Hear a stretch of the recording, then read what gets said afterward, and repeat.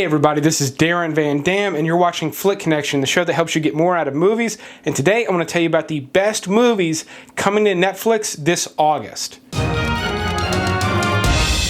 So this is actually just a quick little update video. It actually interferes with what I had planned for this week, which is going to be post-apocalyptic movies on Netflix, which I'm putting out Wednesday, and then the funniest movies currently available on Prime, which I'm putting out Friday. But I completely forgot the first is this week, so I gotta tell you about all the best stuff coming to the platform, all the new stuff coming to Netflix. So here we go with the list. It's gonna be very informal compared to what I normally do. As of August 1st, Batman Begins is getting added to Netflix. It was supposed to have been added a while ago, and they didn't do it. They added some of the older Batman movies. So Batman Begins is getting added on the 1st. If you haven't seen that movie by now, I don't know what rock you've been living under, but it's time to watch it.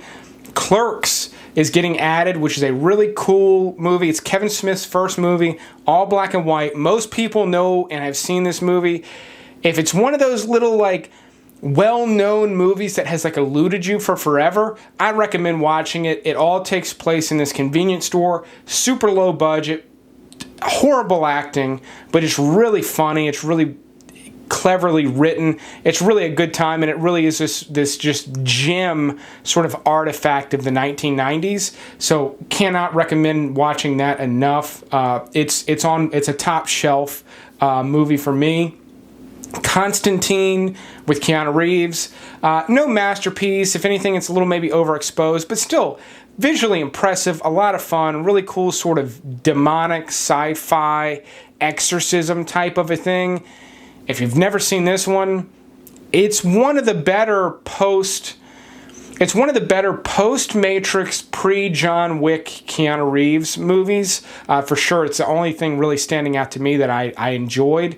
But I like this one a lot. I've seen it enough because it had a really big TV run. But if you've never seen it or it's been a while, that's a good one. Another oldie but a goodie is Eraser. This is one of my favorite but lesser loved Schwarzenegger movies. It's obviously not up there with Terminator, Total Recall, anything like that. It's sort of his second shelf type of a movie. It's one of those ones not a lot of people talk about, but it's surprisingly good considering it doesn't get a lot of play. Really good action, rated R. Falling out of planes, high-tech guns, all sorts of cool stuff. I really, really love it. I own it. Gran Torino and $1 Million Baby, two of the better Clint Eastwood movies to come out this century, are both coming out on August 1st. Gran Torino has been on Prime. I've talked about it, so I'm not going to spend too much time talking about it. I really, really like that one. I think it's one of the better roles for Clint Eastwood in a really long time. I don't know that he's had a better role since. He really hasn't been on screen much. And then $1 Million Baby. Yes, he's in that one enough, but he's not the star of that movie. That one is really more about Hilary Swank's character. Very, very good movie, but man, is it grim. And is it just sad and dark. If you're in the mood to just be bummed out, either one of those movies would be good, but $1 Million Baby is definitely the one that's going to really kind of put you in the dumps the most.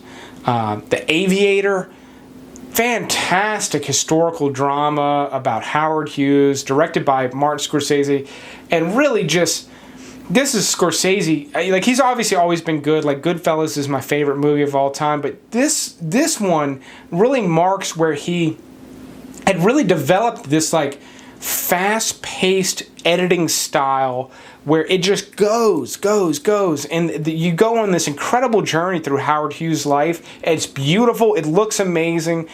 It's just for that genre, that sort of historical genre, the Aviator put it on another level, and it really was underappreciated when it came out. Revisit it today, it really is its own masterpiece, and I think it only gets forgotten about because it sort of gets lost in the sauce with all of Scorsese's other just incredible films. And then The Informant, with an exclamation point. It stars Matt Damon.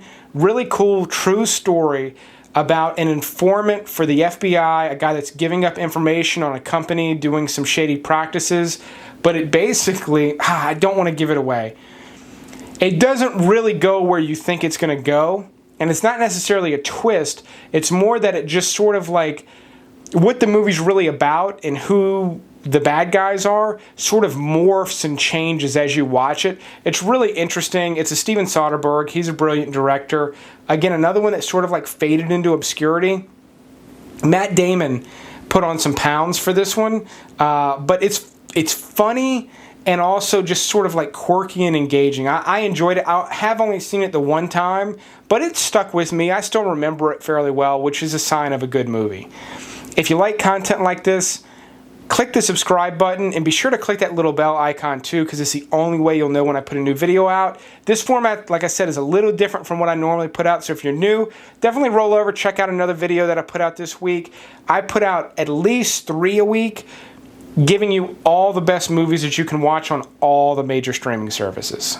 Now, after August 1st, things get a little slim pickings, but on August 11th, No Country for Old Men comes out. One of my favorites. It's a top shelf movie for me. It makes it into my top 20, top 25 of all time for sure. One of my favorite Coen Brothers movies. Really, really great. If you've never seen it, I can't recommend it enough, but I do happen to be aware of the fact that some people hate this movie. Now, I think what happens is a lot of people like the movie up to a point, and then the last 10, 15 minutes or so kind of lose them, and it breaks the formula. It breaks the format, and it does it in a way that most people don't seem to, I say most people, a lot of people don't seem to like.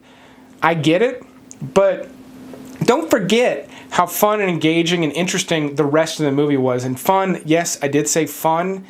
This scene right here just happens to be one of my favorite scenes in movie history.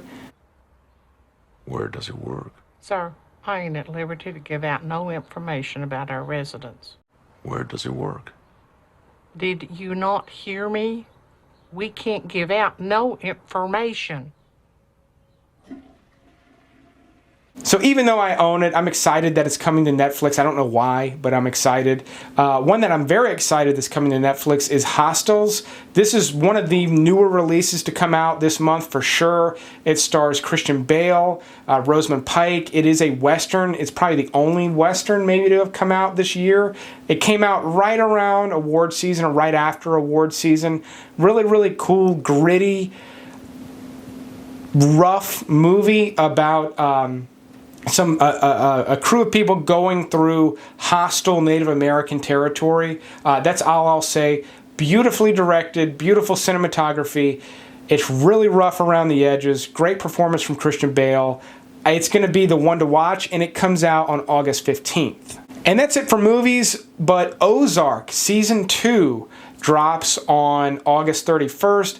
If you're a fan of the show, you know I almost never talk about series, but Ozark happens to be my personal favorite show currently on Netflix. If you haven't seen it, August is a perfect time to catch up on Season 1 because you'll get to start Season 2 on Friday, August 31st. But I also would equate this show, at least Season 1, I would equate it to Breaking Bad. It's similar in a lot of ways, and I would almost say Season 1 of Ozark is better than Season 1 of Breaking Bad. If it can maintain that and continue, this is going to be one of the greatest shows to come out, over the next several years. So definitely, at least watch, what I'll say is watch Episode 1. If you're not into it by the end of Episode 1, you're probably not going to be into the show. It hooks you that quickly. If you're into it, let me know in the comments below. Let me know what you'll be watching.